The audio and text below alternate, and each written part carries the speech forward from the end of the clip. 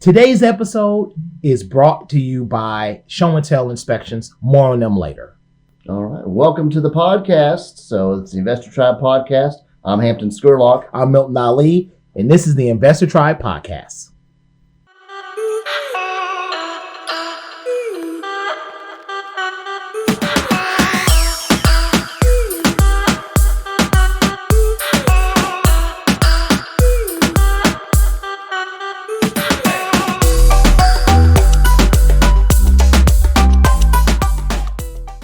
And today we're here with Brandon Jeanette of Show and Tell Inspections. Man, welcome to the podcast, man. Thank you. And so, Brandon, what inspired you to become an inspector besides you being anal about all the stuff?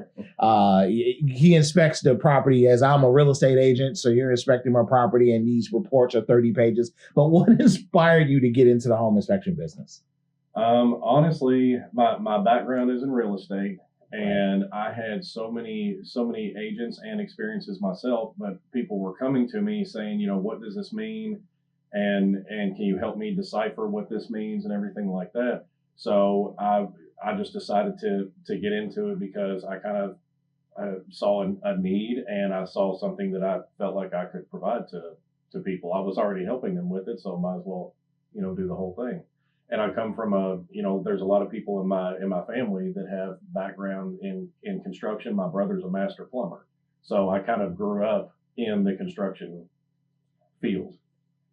That's pretty cool. That's handy. Cool. Yeah, that's pretty handy to have that. Literally. Yeah. Unintended. Yeah, so, I know. So you had some construction, background or family in the trades. That would help, with, your real estate business, and you're helping other agents anyway.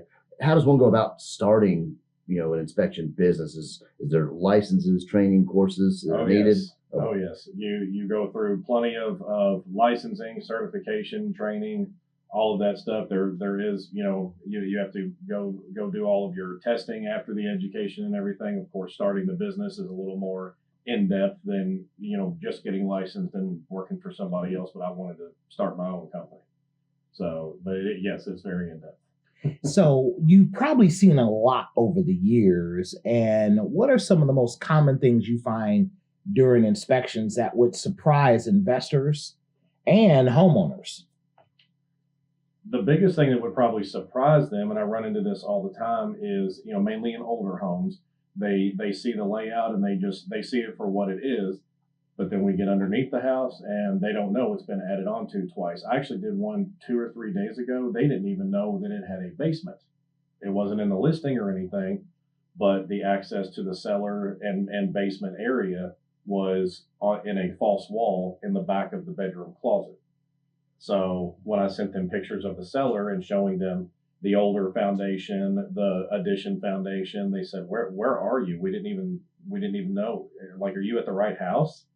And they didn't even know they had an entire basement / cellar that they could use for storage and all kinds of stuff. So, but that's the biggest thing that usually surprises people or they overlook is they. You mean like a false wall with the whole basement that they didn't know about? Yes, it was. With all of the craziness going on. It was like a true. What can go wrong? 007 kind of thing. Yes, right. It was. Open the bedroom closet. It was just a wall, but I saw a little barrel lock. And the hinges were even hidden. They were the reverse hinge, so there was no hinges on this side. It would just look like a wall, but there was a barrel lock, so I unlocked it and pulled it, and boom, there's some stairs. So that's one of the more interesting things you found is a whole basement. A whole basement, a whole nother level and a whole nother basement. I still don't know if the list agent even knew about it because it wasn't on it said that it was on a crawl space. Okay. They probably just assumed. Yeah. And you had to show and tell them. You had to show and tell them, right. A whole nother level to this house. But that is something that surprises a lot of people. They see the house for what it is during the showing. And then when we actually get under the house, whether you have a surprise basement or not, they don't know that it's been added on to. They don't know it's been worked on. They don't know any of that. So that's kind of surprising to them in a good way a lot of times. Right. So how does show and tell stand out from all the other, say, inspectors? Well, again, with my background in real estate, I didn't want to have to do I didn't want the clients to have to do one of these things where you have to have 5 different inspectors come out and do different things. So as soon as I got my home inspection license, I started getting licensed and certified in everything that I could. So the additional services that you see on the website, I personally am certified for all of those. We don't have to, when you go through me, I don't have to contact this company and wait for them in their schedule and then wait for their report. Everything that we offer, we do in-house. Can you go into depth about that? Like, how does that translate? Because I know that you can probably do a bug inspection, or what we would call a termite inspection. You would do maybe Radon. the radon Yep. piece. And so kind of go into a little bit about that. Yeah, so there are a lot of companies out there. It is actually the norm for people for wood destroying insects, wood destroying organisms like mold and things like that, radon testing and all that. It is very common for a home inspection company to offer those services for convenience for the client, but then once they actually book everything, the home inspector is actually pulling in from other companies to do this inspection, this testing, and all that stuff. And that is great because it still consolidates everything for the client, but you have very little control over the scheduling. So if the pest control company, if they're 4 days out, 3 or 4 days out, and then it takes them a day to get your report back, well, they may have the home inspection report on Monday, but we're waiting on the termite report, Wednesday or Thursday, or waiting on the radon report. So you have a lot of people in the working, and I felt like it was a lot more cohesive to be able to have it a one-stop shop where I'm the one that got certified, I'm the one that got licensed, so it's my schedule that we're working with. It does seem like it simplifies things. I love the name Show and Tell. How did you come up with that? I did not come up with it, actually. Yeah, my girlfriend actually came up with that. She said it randomly one day, and we just looked at each other like, that's perfect. See, there you go. There you go. I love it. I love it. And so for our investor audience, why is it important to have a detailed inspection before purchasing a flip or a rental? I can actually give you an example of one that I did yesterday for an investor. He had gone through the house. He's done several properties, and he thought that this panel on the wall was the water main shut off. What it actually was water damage, where they had put a piece of drywall up to cover the original water damage, but that damage actually came through even the new drywall because they didn't correct the original issue. So they put one of those panels on the wall. So when he saw it, he just thought, oh, that must be the water main shut off, and he moved on. And I, being a home inspector, I popped it off and thought, oh my gosh, there's all kinds of damage, and the water main shut off was in the crawl space. So that is a very good example of why you need to get a home inspection, because especially with investors, because you get comfortable in your mindset. Like, I do this all the time. I see houses every day. I know what I'm looking for, and you do. But sometimes your comfort can kind of cause you to overlook things or not check things as deeply as a home inspector will every single time. So I'm certain you have no crazy stories. No, not at all. All I inspect are new builds. Even then, you can probably even then, there's probably a crazy story. So what would be some of the more crazier stories? Well, we can start with new builds. The craziest new build that I ever had was it was only a couple months old. Actually, it wasn't even a couple months old, about a month old, and they had an 18-year-old water heater.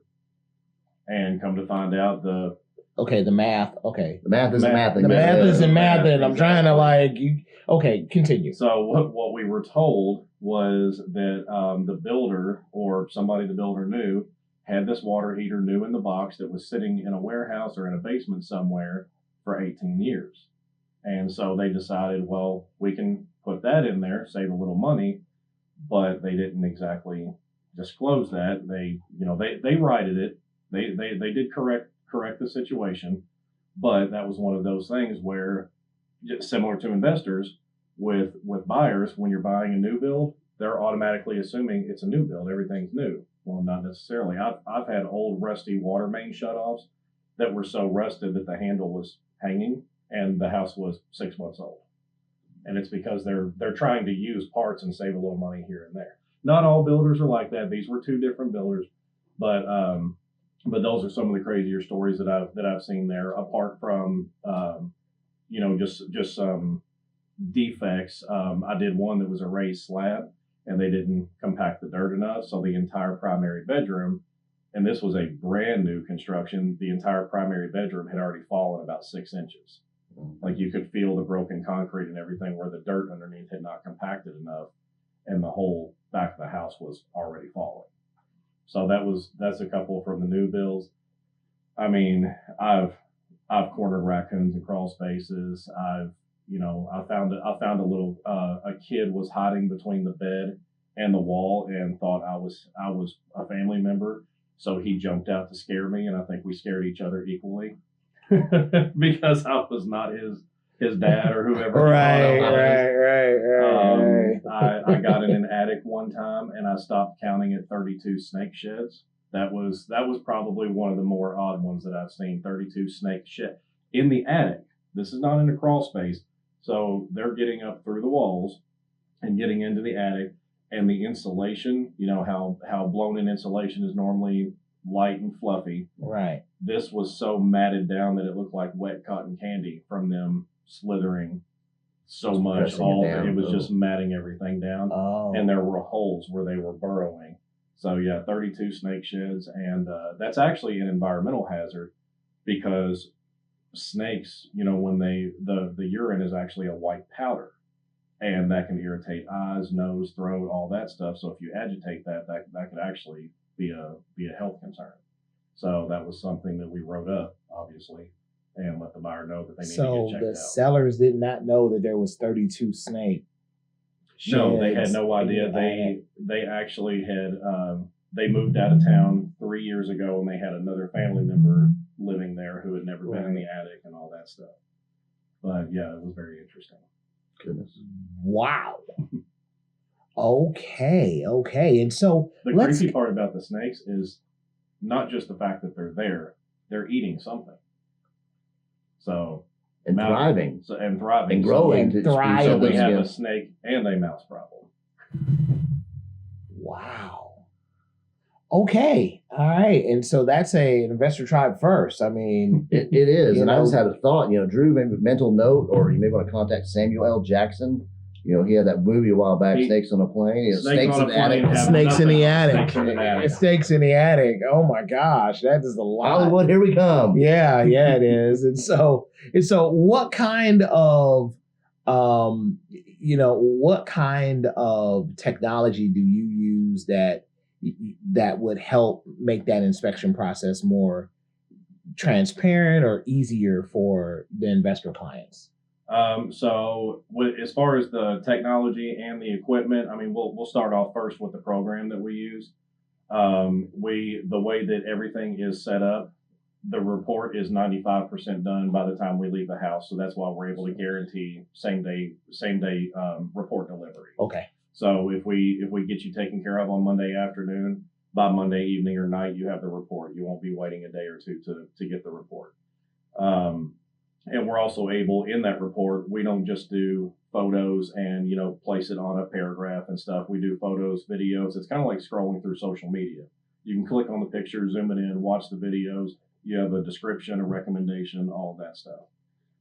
As far as other equipment, I mean, we're TSA certified for drone roof inspections, so you get some pretty cool aerial shots of the house as well, and that gets different angles.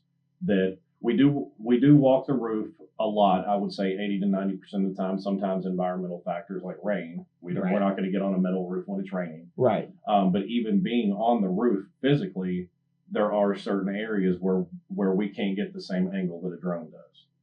Other than that, I mean, we use infrared cameras for thermal imaging to check insulation and make sure the windows and doors are still sealed. Obviously, the radon machine, we do air quality testing and surface sampling, so there's plenty of equipment that goes there. Thermometers and excuse me, just all kinds of different things. That does make sense. And so I do know that you do a lot of inspections and you work with a lot of inspections. How would you say that you're different than, say, a good contractor that's just going to come on in and do a renovation? So the inspector is a little bit different, like you're talking about, like a general contractor. Like a general contractor, yeah. So a general contractor, they can do a type of inspection, but what they're doing, they'll normally go through and make some notes. They'll peek in the crawl space. They do a good job on that kind of stuff. An inspector goes a little more in depth. And we have a template. We actually have a checklist that has on the average house, call it a 3-bed, 2-bath ranch, there's over 600 items that we check.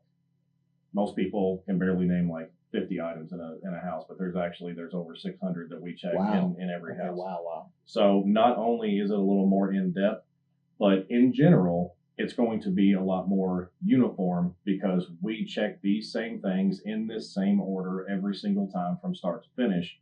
And a general contractor, while, like I said, they for the most part will do a pretty good job on knowing what needs to be done in the house. But theirs is more going to be like an itemized estimate, where an inspector, you're going to get the full report. And it also doubles as a cheat sheet. And a lot of people don't think about that. So after you get everything repaired in the house, 50 to 60% of that report it's showing you where the water main shutoff is. It's showing you, just where different things are at.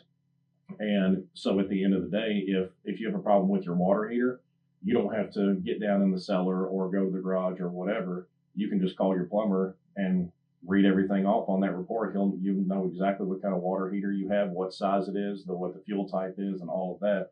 So you're going to make another contractor's job a lot easier. And general contractors normally don't make those notes and tell you that you have a Bradford White water heater, serial number, this. And hearing you talk about the software you use, and you can have the 600 things inspected and have the report done very, very quickly, and have the pictures or hyperlinks to view and videos. That's great, because I remember I had inspection done a couple years ago before we met, and it wasn't real thorough, and it seemed like a lot of the topics were, contact a licensed professional to inspect this. Mm-hmm. Not licensed to inspect electric, not licensed to inspect plumbing. We don't get on the roof. Roof looked average condition. Like, what does that even mean? And the pictures they gave average for its age, or right. And a lot of the pictures were black and white, like thumbnails in a report. So there wasn't emailed to us.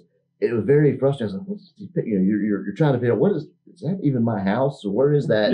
What right. So I spent this money for things that I wasn't sure what it was. It didn't give me a lot of guidance. We wanted to get the inspection done, but it's not so the inspector cut corners, but maybe they didn't have the technology, or they weren't inspecting everything, or they weren't licensed to cover all these different things. Right. Do you feel like it's just another expense? I mean, it's an expense, but it can protect you. You know what you're getting into. Even with new builds, you find things that aren't done to code, or parts that weren't supposed to be used, that were sitting in a basement for 18 years, or somebody pulled off their truck because they didn't want to run to the store to get a splitter or the right piece, or they had this PVC, and they're making a street 90 work when you're not supposed to use the street 90 here, and things that humans will make mistakes, and inspectors will hopefully find those things for so what to fix and what type of construction or repairs you're dealing with. Yeah, the guy I worked with yesterday, the way he put it, he said, you may have cost me, because he had a few additional services, so his total was 600, and he said, you may have cost me 600, but you saved me 6,000 just in this one repair. That's not including anything else that you found. So that's his ROI. Yeah, and that's it. And so, based on that, can you share a quick story that helped save someone, where your inspection report helped save someone from making a big mistake or negotiate a better deal? Yeah, I mean that's. I wish I could narrow it down to one or two, but it does happen all the time, because when a buyer walks through the house, let's be honest, they're excited. Right. Oh yeah. They see their family in there. They see that they're hosting Christmas in their new house, and I honestly can't tell you how many times as soon as I walk into the living room, there's a big crack in the ceiling. Not a visible seam where two pieces Right. of drywall meet. I'm talking about a crack, or some stains, cracks somewhere else. They don't see any of that when they first walk through. So the inspection, while sometimes it may be annoying because they are excited about it and they don't want to hear any of the bad stuff, it is kind of a reality check of here's an unbiased opinion of what the situation with the house and the condition of the house. You touched on it a little bit a while ago. We will recommend a specialist in certain situations, whether it be a drywall guy, plumber, an electrician, or something like that. We kind of say that we're like your family doctor. We're the general practitioner. We're not going to be the ones operating on your heart. We just say, hey, we think that we see something. We're going to send you to the cardiologist. Yeah, and that does make sense. That does make sense. Hey, getting a mortgage from a bank can be hard and take a lot of time. If you have a project ready to go, reach out to IRA Lend. Quick, easy, secure. And so you had that story, and that story does make it seems like it saved that person like thousands of dollars. And you have inspected properties for my buyers, and it's very thorough, and sometimes it causes drama, right? Because you inspected one of my houses, and you pointed out something, and literally it sent everyone. We were all like, my buyers were like, okay, we need to get this whole thing taken care of. We end up calling in about 2 to 3 plumbers, and we finally got it figured out. But it was something that had not you brought to the surface, it could have gone awry. It could have gone wrong. Yep. And ultimately, what I think people don't understand is that you're not really attached to the outcome. Yeah. You're literally just here to point out everything that needs to be pointed out. You're not attached to the outcome, different than, say, bringing in a plumber, that the plumber is attached to the outcome. Oh, of course you need everything is, of course you need a complete, all your lines replaced, because, that'll be, and here's the bill for that. Yeah. Right. And so, and can you share a story of someone who passed on your inspection, but then lived to regret it? Oh gosh. Yeah. I know several people. I've had people call me and say, we just terminated the contract because we walked through again and we noticed this and we noticed that. And we know you would have found that on the inspection. So we actually have another house under contract and we want to hire you. That happens. That happens more often than you would Oh, think. Wow. I never would have thought that before I got into home inspections. You think that they would be, I don't know, maybe embarrassed to admit that, so they're going to find another inspector. But yeah, it does happen quite a bit. Buying a home, get one less thing to worry about. Liberty Mutual offers custom coverage at great rates. Click the link below or call 1-800-266-0644 and mention Milton Ali. Or you can click the link and add in KY444689 for your free quote today. And so Brandon, can you share with us just what is an example of someone who initially just said, you know what, we're going to hire you, and then may have canceled it, and then you may have heard through the grapevine or through the situation that it was the biggest mistake in their life? Well, I actually do have an example, but it ended up kind of coming full circle. So they did schedule with me, but they didn't have a whole lot of money to play with during the transaction. So they decided to walk through with their dad instead. Oh, of course, the dads that bought their last house in 1980. Yes. Bought their house back in 19 something. Realtors love when the dad does the inspection. Yes. Exactly. Oh, yeah. And he works on an assembly line, so of course he knows everything about the electric. About the house. Yes. So, but he did, very nice family. Have no complaints about that. But they did the walkthrough, and there was something happened that that kind of made them second guess, like maybe we should get an inspection. So they hired me, they canceled it, and then they rehired me. And what ended up happening was, while we were going over the report, I give the age of all the appliances and utilities, from the stove and the refrigerator to the water heater and furnace. And when I got done telling them the age of everything, they said, "Well, what about the air conditioner?" And I said, "What air conditioner?" And they pulled up the seller's disclosure, and it said, "Well, furnace is brand new from 2024, air conditioner brand new from 2024, and water heater from 2024." The water heater was correct. The furnace was from 2008, and the system was not set up. It never had an air conditioner, nor did it have one then. So that was a pretty unique situation. And the windows that were in that house were not compatible with window units either. So there was no workaround. If they wanted air conditioning, they were going to have to install central. How did they not know that there was no? The dad did the inspection. But what the dad found, he said, "We need to get a professional in here." And the professional is the one who noticed that there's an entire system that you were told was brand new that does not even exist in this house. And the furnace age was off by 11 years. The furnace age was from 2008, and they said 24, and there was no air conditioning. So bring in show and tell. We'll find unknown basements, and we'll also find out whether or not you have an air conditioner or not. Don't worry about when it was made. Let's see if you have one at all. Let's see if you have one. That is absolutely amazing. You'd be shocked how many times where you did an inspection for me a long time ago where you literally was like, there was literally a whole crawl space behind. It was in the garage. And it was like this whole thing, and it looked like a whole unknown area. Yep. So that is true. You do find these unknown areas.